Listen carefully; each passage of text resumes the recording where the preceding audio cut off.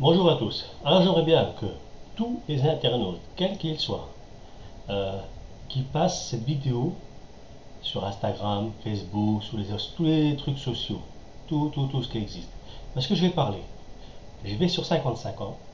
Ça fait en gros 30 ans que j'écoute la vie politique et ce qui en est.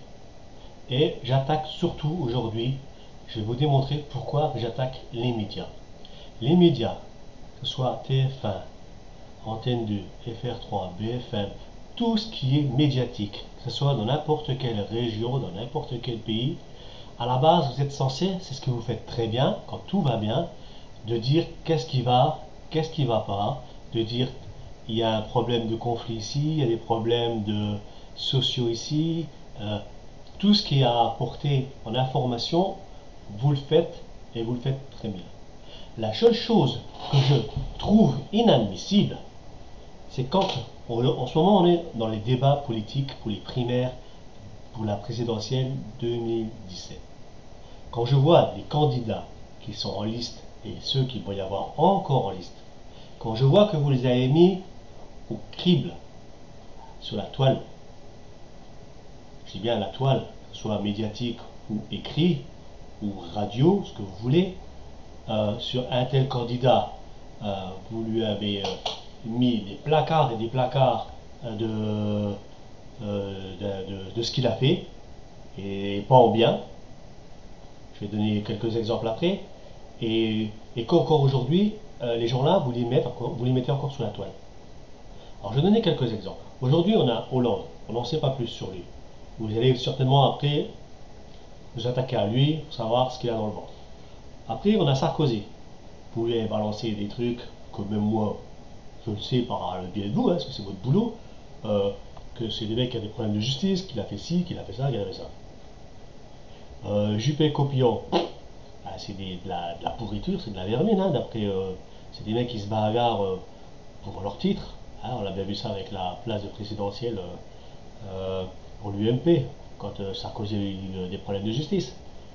Juppé, il y a une paire d'années, quand il était maire, il a été attaqué en justice, 5 ans de droit de vote pour emploi illicite quand il était maire, et peut-être plein d'autres.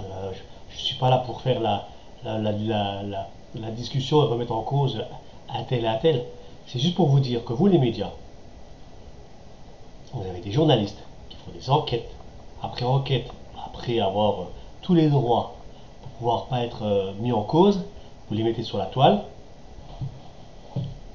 Nous, en tant que citoyens, ben, on se donne une opinion d'un tel à tel. Vous êtes d'accord avec moi? On est clair là-dessus. Comment se fait-il que vous, à moins que vous touchiez des dessous de table ou vous avez peur pour votre emploi ou je ne sais quoi, que vous mettez encore en avant quand monsieur Attel propose à se dire moi je suis le président, je suis votre futur président parce que je vais mettre ça en place, et que vous l'attaquez pas. Attaquer, à lui mettre dans la gueule ce qu'il a fait avant.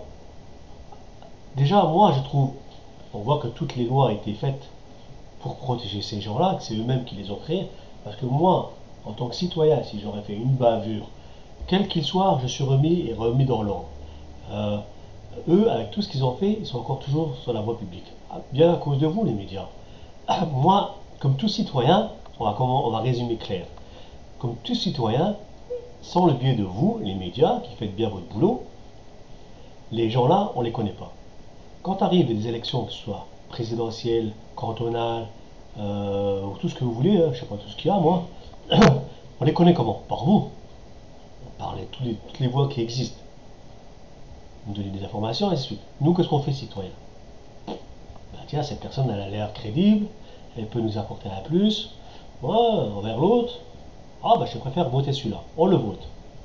C'est ce qu'on fait. Et ce qu'on fait depuis. Moi, je prends moi, c'est ce que je fais depuis plus de 30 ans.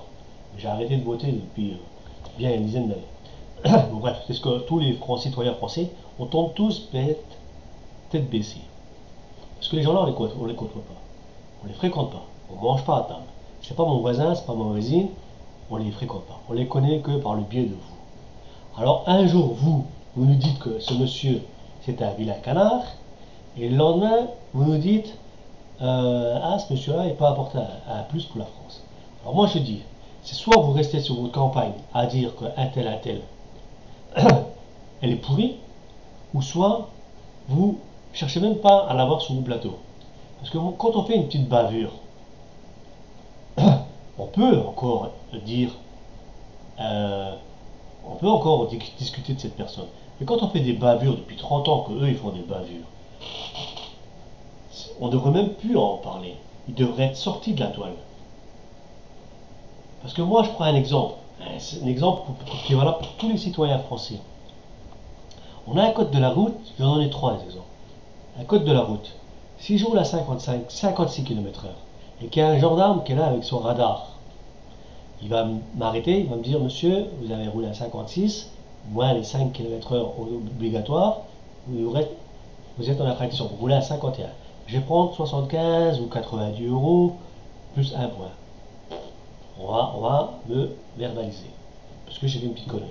Bien que pour 1 km/h, je risquerais de tuer quelqu'un. Mais je suis verbalisé. Si je prends un deuxième cas, un cas genre style vie courante, je vais dans la rue, je m'emporte, je m'en prends à un passant, je m'en prends à un gendarme, je m'en prends à n'importe qui, verbalement, mais juste dans le contexte verbalement, et suite, je vais traiter de gros con, tout ce que tu veux, machin, peu importe d'où il est. Si cette personne porte plainte, je risquerai d'avoir des problèmes de justice, payer peut-être une amende pour préjudice moral, et ainsi de suite. Bon bref, on va me remettre dans le droit chemin. Si après je fais un troisième exemple dans le domaine professionnel, je fais une erreur de gestion, parce qu'on va dire que je suis responsable d'achat, pour une entreprise Intel, peu importe ce qu'elle est, hein. Mon patron, il va me dire, oh, qu'est-ce que tu as fait là? Tu as fait une bourre de 10 000 euros pour un achat qu'on n'avait pas besoin. Avertissement de travail. Quelques temps après, je fais une autre bourde. Avertissement de travail après licenciement. Si je vais plus loin, alors que je vais prise de tête avec mon responsable, je l'insulte, quoi que ce soit, ça peut être aussi un licenciement. Euh, ou un truc tout bête qui arrive, je pense, peut-être à des milliers de personnes. Quand vous êtes malade, vous remplissez votre caisse de maladie, votre feuille de prise en charge pour la maladie, une à l'employeur et deux à la caisse de maladie. Et si elle n'est pas envoyée dans les 24 heures, je peux soit être par la caisse, ne pas être indemnisé des journées de maladie en attente, ou alors voir peut-être plus loin, comme le code de travail l'autorise, mon patron peut me licencier pour non présentation justifiée. Donc, en gros, je paye quoi qu'il arrive, dans la première catégorie ou la troisième, je paye. Mais eux, quand ils font des conneries, ils n'ont droit de justifier à rien et ils ne sont pénalisés à rien. Et vous ne faites que les mettre en éloge. Quand ils se représentent, vous les remettez sur la toile parce que c'est monsieur un tel a un nouveau programme. Alors que derrière, ils sont pourris dans l'âme. Alors moi, vous, monsieur, les médias, je dis bien les médias, tous ceux qui font du journalisme, que ce soit par la télévision comme TF1, Antenne 2, FR3, BFM, et tout ce qui est radio, et tout ce qui est bouquin, tout ce qui est écrit, soit vous restez dans le contexte, on informe, on dirige, et on reste pointu là-dessus, et quand une personne, elle est censée être, ne plus être commandable, eh ben, on l'attaque, on lui remet dans la gueule tout ce qu'elle a fait. Il ne faut pas confondre une personne qui avait un petit délit, un gars qui va voler un DVD, il a droit à une deuxième chance, une troisième chance, une quatrième chance. Il a fait qu'un petit délit. Un gars qui a fait comme moi, ou comme un autre, une petite infraction, code de la route, comme ça, c'est qu'un petit délit. Mais quand on représente la France, quand on représente le peuple français, donc les 60 millions de gens qui ont voté, qui croient en vous, et que vous êtes foutus de leur gueule, parce que vous avez fait des choses impensables, ces gens-là ne devraient plus être le droit de représenter la France. Ils devraient être évincés. Ne me dites pas qu'il n'y a pas assez de gens en France qui font de la politique, des gens qu'on ne connaît pas, qui ont du savoir-faire. Parce que quand on parle de savoir-faire, écoutez, les gens-là, quand ils nous écoutent, ils ont 30, 35 ans, 40 ans de carrière.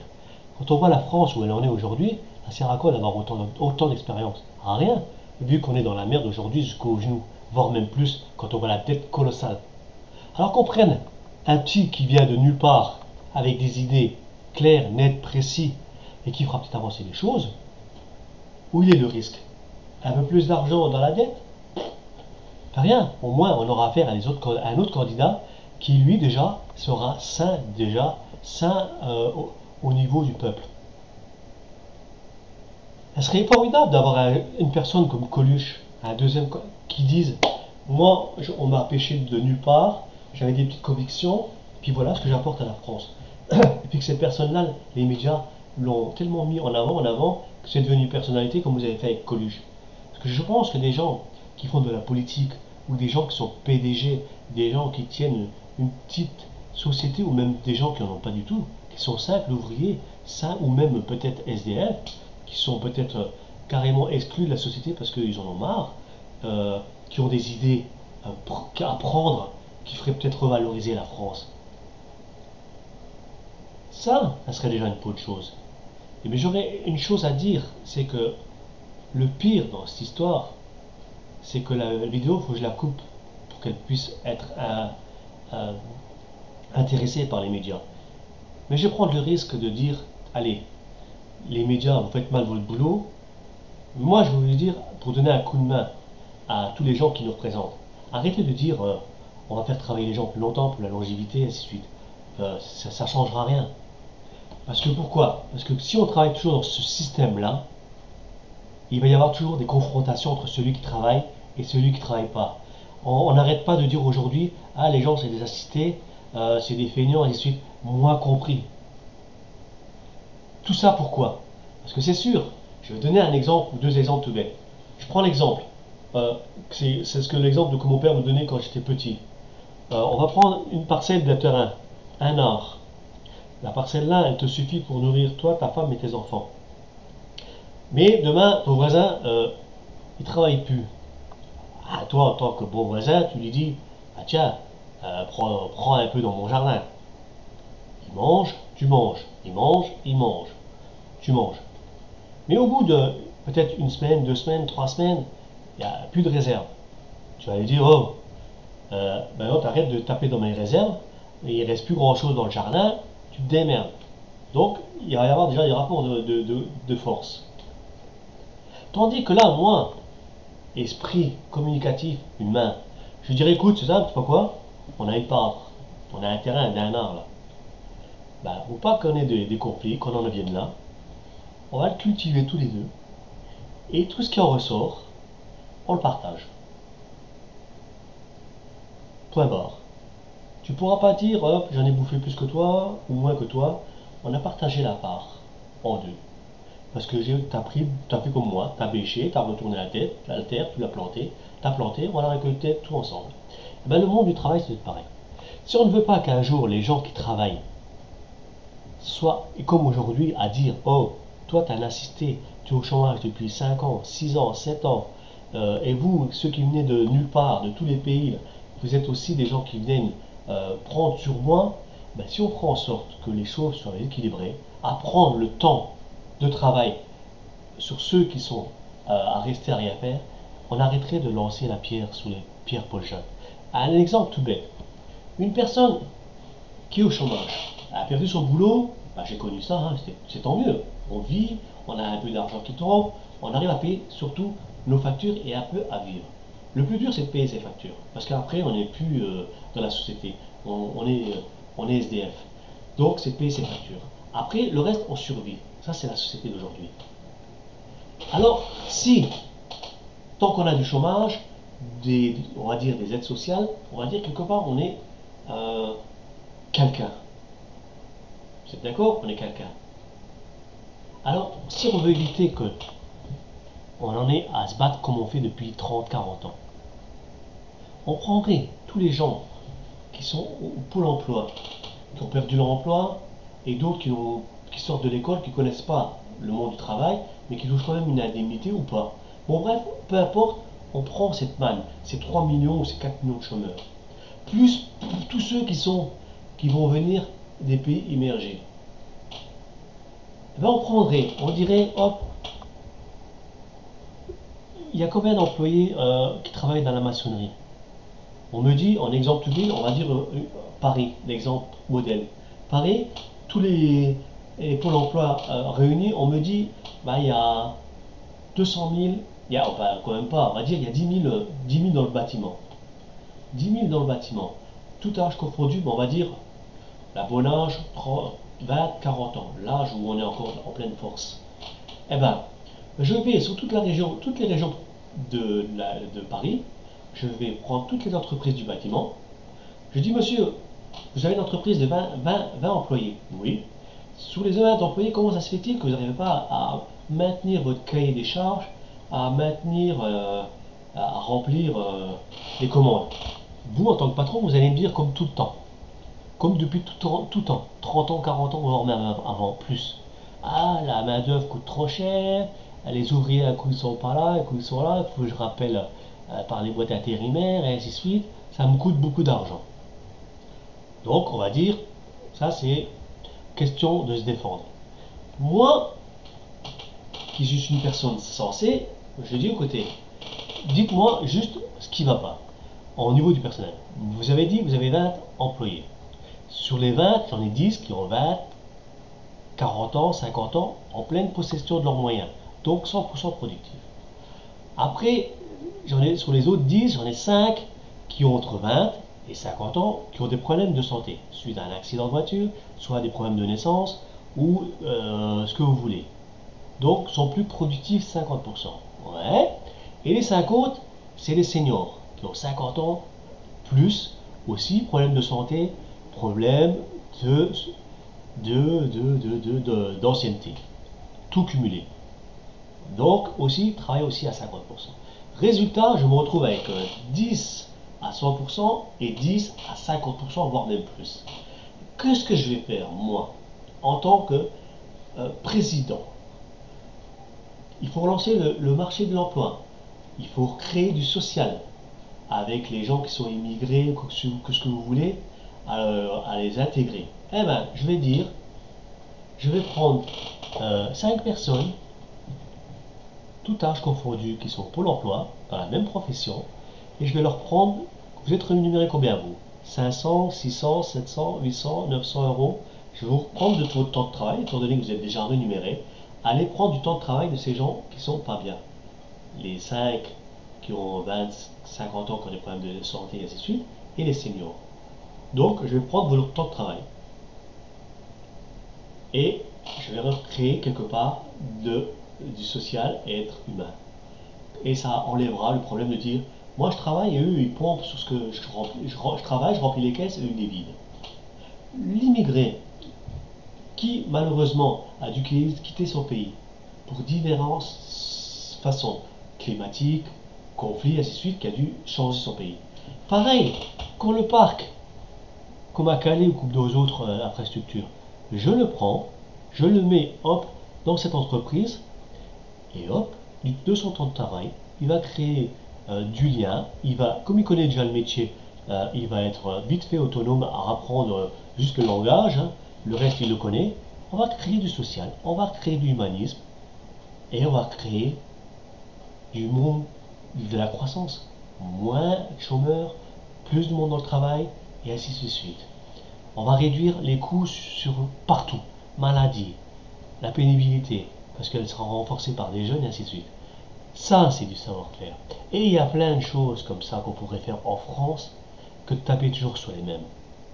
Mais c'est surtout avant tout, c'est de regarder le temps de travail, de partager le temps de travail avec ceux qui ne travaillent plus et avec ceux qui viennent en France. On arrêtera de dire que vous êtes raciste, que vous ne voulez pas accepter les autres.